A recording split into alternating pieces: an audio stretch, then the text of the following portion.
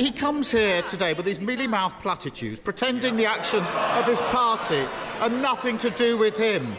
But the whole country saw how he kept quiet and hid behind the playground bullies while they tried to drive someone out simply for disagreeing with them. Now comes the Leader of the Opposition, Keir Starmer. Thank you, Mr. Speaker. Last summer, the Prime Minister claimed he wanted to protect free speech and put a stop to no platforming. So how concerned was he by last week's campaign by Tory MPs to cancel a broadcaster? Prime Minister.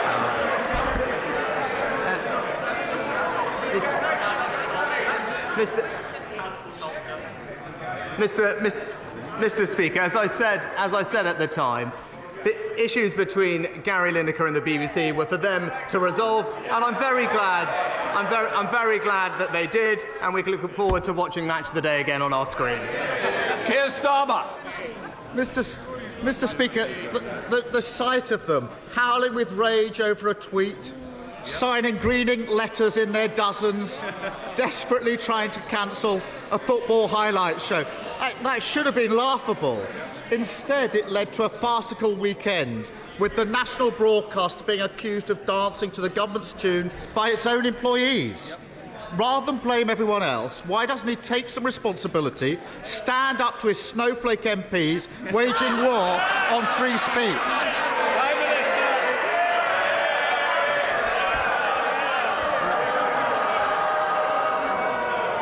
Mr. Speaker, just the usual political opportunism from the leader of the Labour Party. Because I don't know if he noticed. But actually, first the Shadow Attorney General and then the Shadow Home Secretary actually criticised the language that had been used in the tweet. But what a surprise! What a surprise. He saw the chance to jump on a political bandwagon and changed his mind. Keir Starmer. So, Mr. Speaker, I'm not being funny. I think our constituents want to get to the budget. The more that you shout, the more you progress questions. So please, my constituents interested if yours aren't. Keir Starmer. Mr. Speaker, they want more of a Prime Minister who doesn't understand. You can disagree with what somebody says, but still defend their right to say it. He doesn't understand that. We're in a real problem. Does he accept that people's concerns about the BBC have been made worse because the government chose to put a Tory donor with no broadcasting experience in charge of the BBC? Prime Minister. Mr. Speaker, as he well knows, the BBC chairman was appointed before I became Prime Minister. He was appointed. And the same applies to this side. This budget matters to the people of this country. They want to hear it. Don't keep questions going longer than need be. Prime Minister.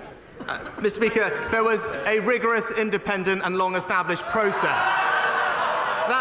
That appointment was supported by expert panel members, as well as the cross-party DCMS Select Committee. Now, that process is being independently reviewed by the Office for Commissioner of Public Appointments, and we should allow that review to conclude. Keir Starmer. Mr. Speaker, the problem is the chair of the BBC isn't just any old Tory donor. He's so close to the Prime Minister. Order. Mr. Fabricant, I want you to be in for the budget. Cup of teas don't want to come that early. Mr. Speaker, he's no ordinary Tory donor. He's so close to the Prime Minister, he's been described as his mentor. He helped arrange an £800,000 credit line for the former Prime Minister, a minor detail he forgot to tell the Select Committee, which scrutinised his appointment. Does the Prime Minister think that his friend's position is still tenable? Prime Minister. Well, Mr. Speaker, as I've just said, the Independent Office for Commissioner of Public Appointments is reviewing what was a rigorous, independent process to appoint the chairman. Instead of prejudging and preempting that review, we should let it conclude and wait for the outcome. That is the right way to do things, and that's what the government will do. Keir Starmer. Mr. Speaker, when people with links to the Tory party somehow find themselves in senior positions at the BBC, it's important that their impartiality is seen to be beyond reproach. So has the Prime Minister received assurances that no one with links to the Tory party was lobbied by Tory MPs or involved in the decision that saw Match of the Day effectively cancelled? Prime Minister. Mr. Speaker, as I said, these are matters. These are matters for the BBC to resolve. And it's right. It's right that the BBC, as an important institution, takes its obligations to impartiality seriously. Right? I care about the integrity and impartiality of our institutions, the BBC, but also the civil service, Mr. Speaker. And it's right that those processes carry on properly. But what I would say to him on this matter, there is an independent review. It's right that that process concludes, and he would, I would hope, respect that process. Keir Starmer. He comes here today with these mealy-mouthed platitudes, pretending the actions of his party are nothing to do with him.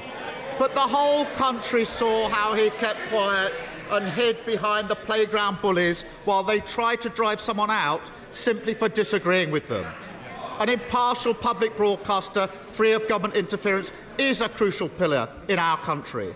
But isn't that put at risk by the cancel culture addicts on his benches, the BBC leadership that caves into their demands, and a Prime Minister too weak to do anything about them? Mr. Speaker, we're not going to take any lectures on cancel culture from the party opposite. But we know what this is about, and he's avoided it in 6 questions. The substance of the issue that this underlied this tweet. And that's what has he done in this past week. The only thing he and his party have done is voted against our bill to stop the boats, Mr. Speaker. Siding with people smugglers over the British people. That's the substance of what's happened. Instead, what have we done is conclude a new migration deal with France, Mr. Speaker. We've managed to sign a new defence partnership with our allies, the US and Australia. We've protected British start-ups and we have boosted defence spending. And that, Mr. Speaker, is what delivering for Britain looks like.